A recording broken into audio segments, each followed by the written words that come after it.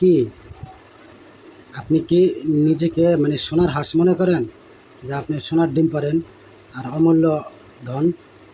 আপনি তো একটা কোয়েল পাখি ডিম পারলে বাজারে বিক্রি হয় 3 টাকা করে। 3 টাকার পাখি হইয়া 3 টাকা উপযুক্ত ডিম পাইরার সামর্থ্য নিয়ে আপনি ভাব দেখান যে আপনি মানে সোনার হাঁস হয়ে গেছেন নাকি রাজহংস হয়ে গেছেন, সোনার ডিম পারেন না। নিজের যোগ্যতাটা আগে চিন্তা করেন। নিজের যোগ্যতাটা চিন্তা কইরা নিজের যোগ্যতা অনুযায়ী কথা বলেন, কাজ করেন। পারবেন না এই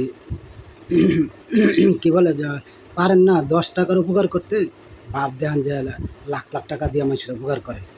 জীবনে করছেন কাউরে উপকার? আগে নিজেকে জিজ্ঞেস করুন। আপনি কাউকে সম্মান দিতেও জানেন না, সম্মানীয় দেন না, সম্মানও দিতে জানেন না। আপনি এই কিছু টাকা পয়সা হয়েছে এর অর্থ এই নয় যে আপনি সব কিছু, আপনারটাই সব ঠিক। আপনার মাঝে অনেক ভুল আছে। আপনি এই কী এই প্রবাদে বলে না যে কন্যাদান করে যায়, অপাত্রে কন্যাদান করা আর কি। সঠিক পাত্রে কন্যাদান করা বুঝেন না। আপনি কাকে মূল্যায়ন করতে হবে, কাকে মূল্যায়ন করতে হবে না, কাকে মূল্যায়ন করলে ভালো হবে, কাকে মূল্যায়ন করলে কাজে দেবে, সেটা আপনি চিন্তা করতে পারেন না। আপনার জন্য খালি খাটবো, পরিশ্রম করব, আপনি মূল্যও দেবেন না। আবার সম্মান, ন্যূনতম পক্ষে যে সম্মানটা দরকার সেই সম্মানটাও আপনি দেন না, সম্মানটা দিতে জানেন না। ধৈর্য ধরে কাজ করব। আপনি কি যে আপনার এখানে ধৈর্য ধরলে ভবিষ্যতে সফল পাওয়া যাবে? না, আপনার এখানে ধৈর্য ধরলে তলায় যাওয়া ছাড়া আর কোনো রাস্তা নেই। আপনি তলানির মানুষ। একটু নিজেকে জিজ্ঞেস করুন যে বর্তমানে মানুষে ধৈর্য ধরব যা ক্ষেত্র বিশেষে আপনি সেই উপযুক্তের কিনা যে আপনার এখানে ধৈর্য ধরে থাকলে ধৈর্যের ফল পাওয়া যাবে। কিছু জায়গা আছে যেখানে ধৈর্য ধরলে তলায় যেতে হয়। আমি অনেকটা তলায় গেছি আপনার কাছে থেকে, আপনার কাছে থাকতে যায় আমি অনেকটা তলায় গেছি। আপনি মূল্য দিলেন না, পরিশ্রম কম করিনি। তা মানুষকে সম্মান দিতে শিখুন, মানুষের পরিশ্রমের ফল দেন। যে পরিশ্রম করে তাকে পরিশ্রমের মূল্য দেন। পরিশ্রমীকে আগলায় রাখার চেষ্টা করেন, তাহলে আপনিও জিতে যাবেন।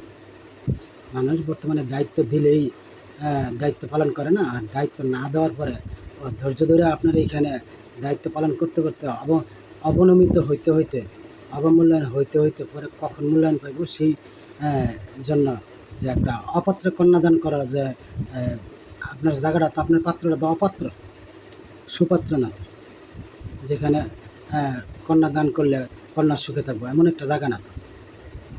বোঝার চেষ্টা করেন, আগে নিজেকে ওজন করেন, নিজেকে ওজন করে পরে মানুষকে ব্যবহার করেন। মানুষের অসহায়ের, মানুষের দুর্বলতার সুযোগ নেওয়ার চেষ্টা করেন না। আপনি বিপদে যে পরে তারে ব্যবহার করলেন, ওই সাথে বিপদে আছে, সে যাই হোক। শুনেন, আল্লাহ রিজিকের ব্যবস্থা কখন কোনখানে রাখে বলা যায় না। আল্লাহর রিজিক যেখানে আছে সেখানে মানুষ যাইবে। আপনার এখানে রিজিক থাকলে শত অপমান অপদস্থ হইয়া আপনার এখানেই থাকবে। আর রিজিক না থাকলে আপনি যতই সুপাত্র হন, যতই আপনি ধৈর্য ধরলে আপনার এখানে সোনার ডিম পাওয়া যাবে, তারপরে থাকবে না। রিজিক বলে একটা কথা আছে। তারপরেও তো আমরা মানুষ, আমাদের আগে বুঝতে পারি যে আমরা কি, আমি কতটুকু উপযুক্ত, এগুলো চিন্তা ভাবনা করে পরে কথা বলবেন। মানুষকে কাজে লাগাবেন, কাজ করাবেন, নিজে কাজ করবেন, যেখানে হোক অবস্থা বুঝে ব্যবস্থা নেবেন। আপনার নাই সাইরা না বাপ দেখান 16 আনা, 12 আনার উপরে আপনার শর্ট, আপনি সাইরে না দিয়ে 16 আনার বাপ দেখান, এটা হয় না। 16 আনা থাকতো, সেখান থেকে আপনি 12 আনার বাপ দেখাতেন, তাও হইতো। সাইরে না হলে আপনি 16 আনার বাপ দেখান, এটা হয় না। যদি বুঝেন তাহলে বুঝলে তো বুঝ পাতা, কথা বলে বুঝলে বুঝ পাতা, না বুঝলে তেজ পাতা।